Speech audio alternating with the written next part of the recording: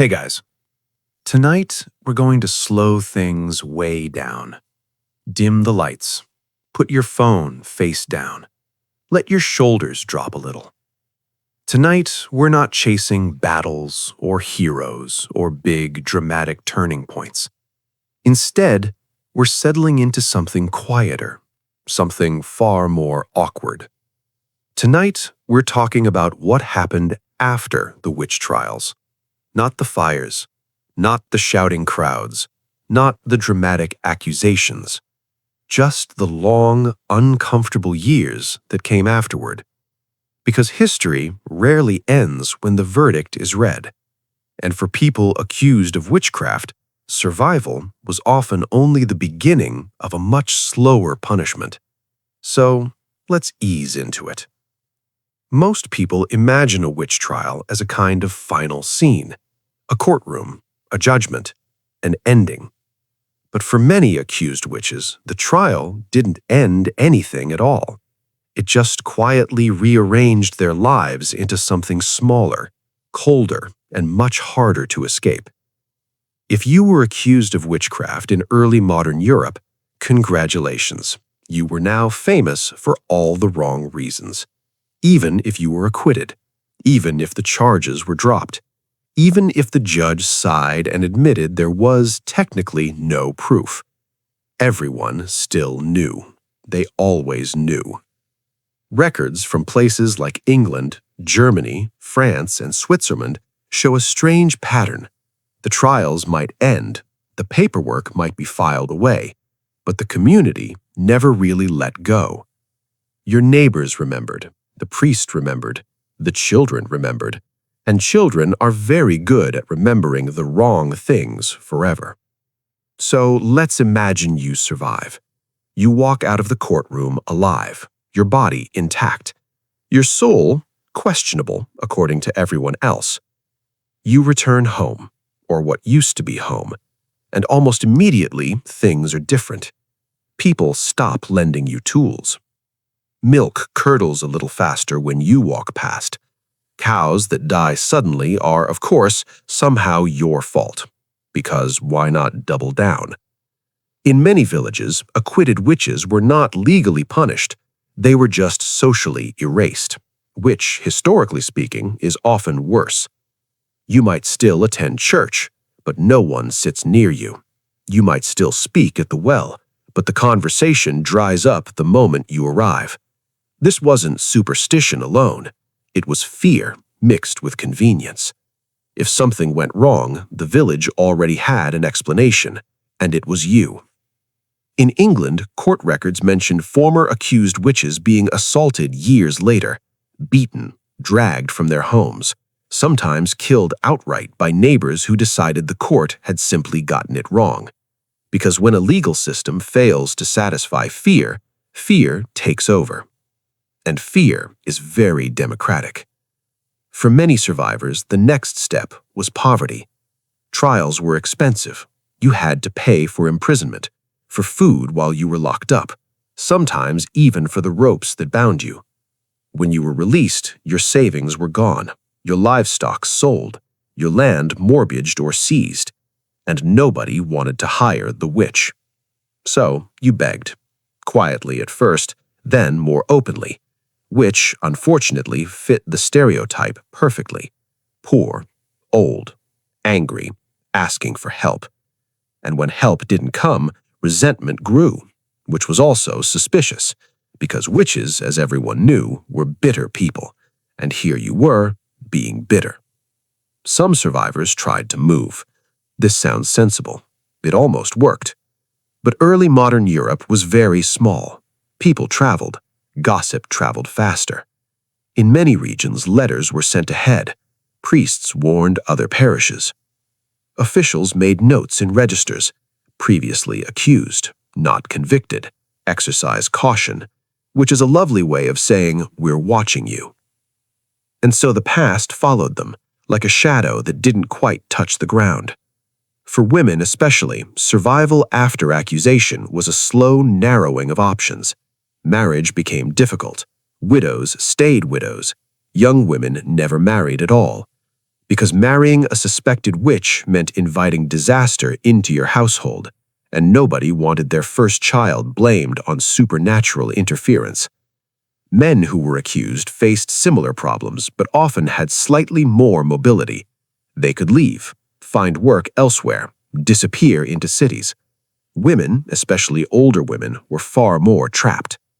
Many lived alone at the edges of towns, not because they loved solitude, but because solitude was assigned to them. And over time, this isolation did a predictable thing. It hardened people. Some survivors leaned into the role forced upon them. If the village already thought you were dangerous, why bother being pleasant? Records describe former accused witches muttering curses, threatening neighbors, refusing charity. And of course, this behavior only confirmed everyone's suspicions, because nothing says innocent like bitter sarcasm and social withdrawal. In Germany, where witch trials were particularly intense, entire families were marked. Children of accused witches struggled to marry or inherit property. Their names appeared in records with small notations, a kind of generational footnote, which meant that even if you survived, your children inherited your reputation, a quiet, persistent stain. And sometimes the story didn't end with one trial. Many people were accused multiple times, especially during waves of panic, especially when crops failed or disease returned. Survival once made you suspicious. Survival twice made you legendary. There are heartbreaking cases of elderly women dragged back into court decades later, their earlier acquittals cited as proof of cunning. She escaped once, the logic went. Of course she did. Of course she did. Let's drift for a moment toward another uncomfortable truth. Some survivors didn't survive for long, not by execution, but by exhaustion. Imprisonment conditions were harsh: cold cells, poor food, illness.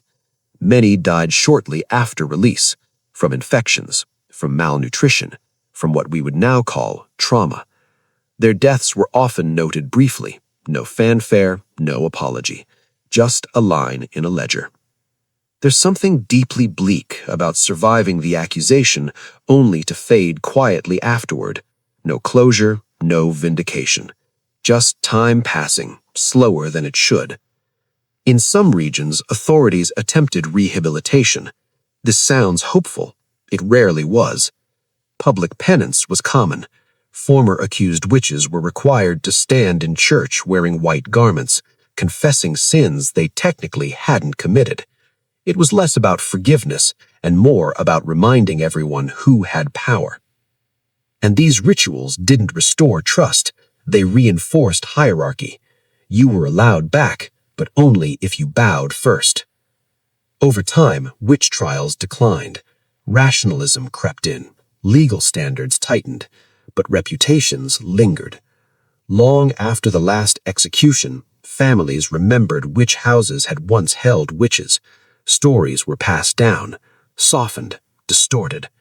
Don't go near that place. Something happened there. And always something had. The tragedy of witch trials isn't just the violence, it's the aftermath. The years spent living inside a suspicion you couldn't disprove.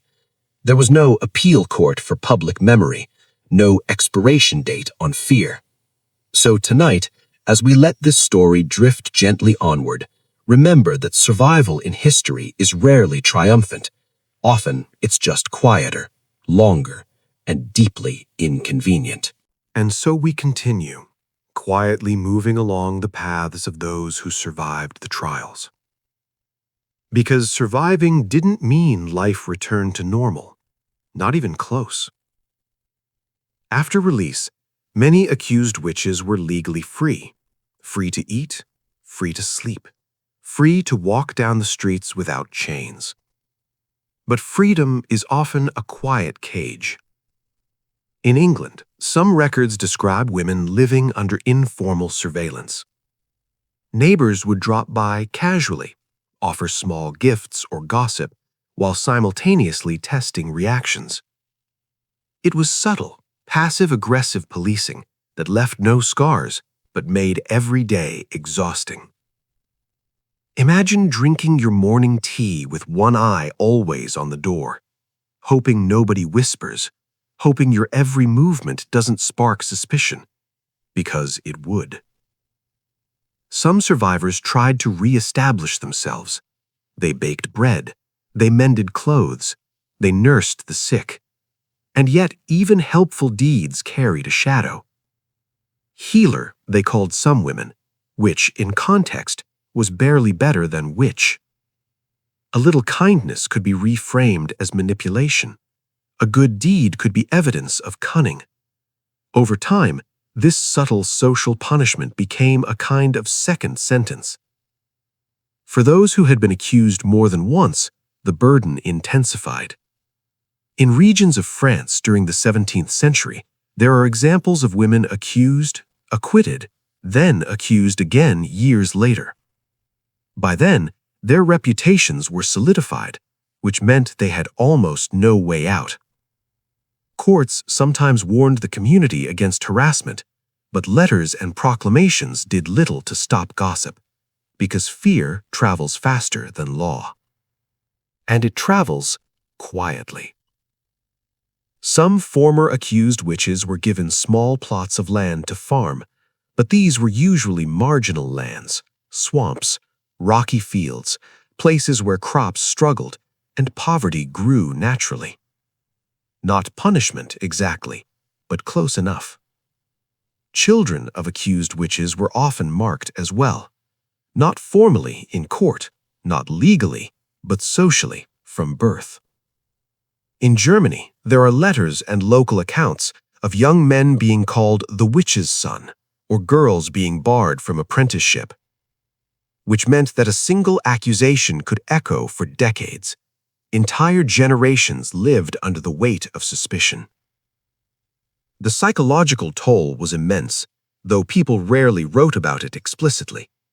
Grim diaries from France and England hint at sleep problems, at growing bitterness, at a quiet resentment that lasted their whole lives. And of course, if illness struck or misfortune hit the village, the former accused were convenient scapegoats. Someone fell sick, the witch did it.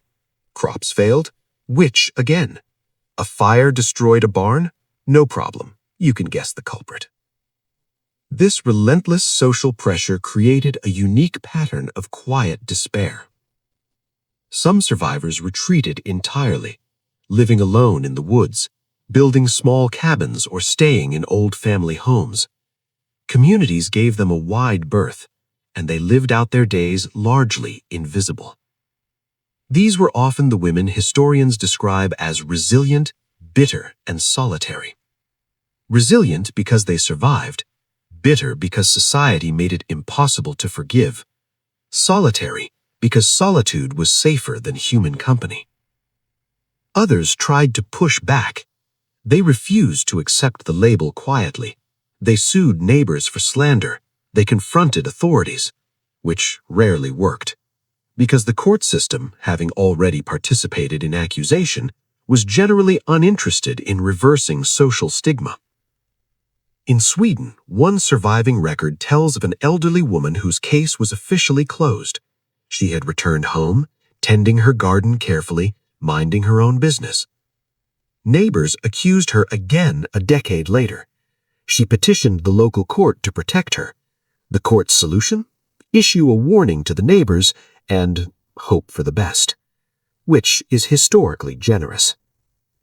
In more urban settings, former accused witches sometimes found anonymity. They could move to a town far away, take on a new trade, even start a family.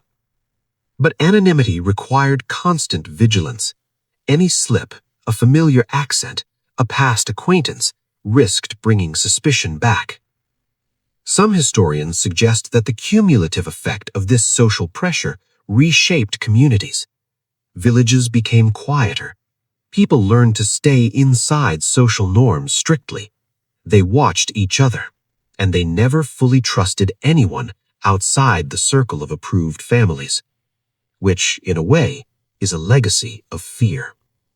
Fear doesn't need a trial. It only needs memory. It's important to note that not every survivor fell into isolation or bitterness.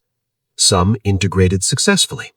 Some became respected healers or midwives, quietly reshaping their reputations over decades. But these were the exceptions. Surviving a trial meant negotiating an invisible labyrinth of suspicion for the rest of your life. Some records also suggest that accused witches occasionally formed networks of mutual support.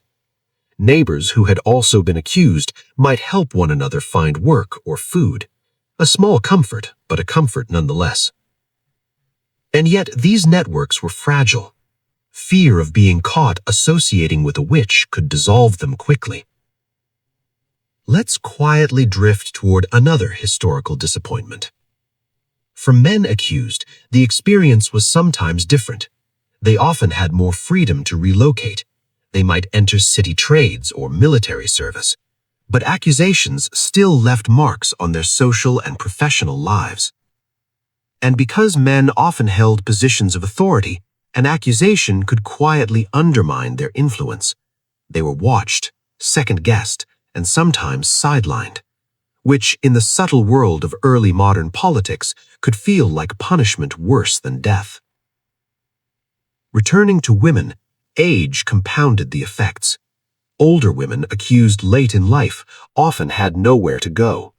Family support was minimal, communities were suspicious, and jobs, if they existed, were low-paying and humiliating. Many elderly women died quietly in these conditions. Their passing was noted in parish records with a simple line. Sometimes, formerly accused of witchcraft was even included, which is both meticulous and cruel. And in some places, superstition simply never went away. Even decades after the last trial, stories of witches persisted. Homes that had belonged to accused women were avoided. Tales of curses were whispered to children, which meant that in some ways the legacy of a witch trial was less about immediate justice and more about centuries of social shaping. As we settle into this next layer of reflection, consider the slow, creeping nature of historical punishment. It's not always fire and blood. Often it's boredom, isolation, and perpetual suspicion, a punishment that lasts long after the law has stopped caring.